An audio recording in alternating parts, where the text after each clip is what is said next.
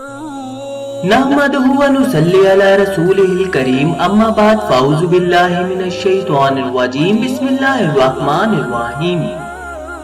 रबीउल अव्वल के महीने में औलाद के लिए वजीफा। जो लोग औलाद और खसूसन बेटे की पैदाइश के ख्वाहिशमंद है वो ये दो वज़ाइफ करें। ये बहुत ताकतवर अमल है।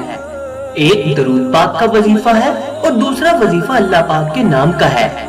तीसरा वजीफा है अगर हामला खातून को तकलीफ होती है तो ये वजीफा उसे दूर करेगा। पहला वजीफा बांझ औरत के लिए।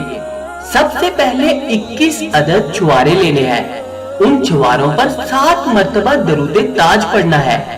हर छुआरे पर अलग अलग करके 7-7 मर्तबा दरूद ताज पढ़ना है। अमल मुकम्मल करने के बाद एक छुआरा रोजाना बांझ औरत ने खाना है।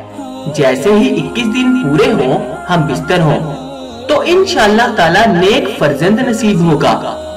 दूसरा अमल औलाद के लिए। जब शोहर अपनी बीवी के करीब जाने का इरादा करे तो उससे पहले अल्लाह का नाम या मुतकब्बिरू 10 बार पढ़ ले।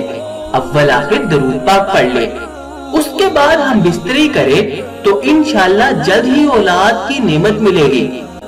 तीसरा अमल हामला औरत जिसको तकलीफ हो तो वो 7 दिन 7 मर्तबा दरूद ताज पढ़कर पानी पे दम करे और पानी पी ले तो हमल की तकलीफ दूर हो जाएगी।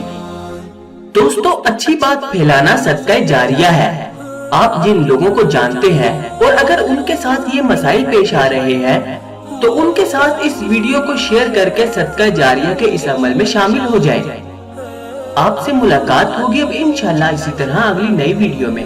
तब तक के लिए अपना ख्याल रखिए। अल्लाह हाफिज।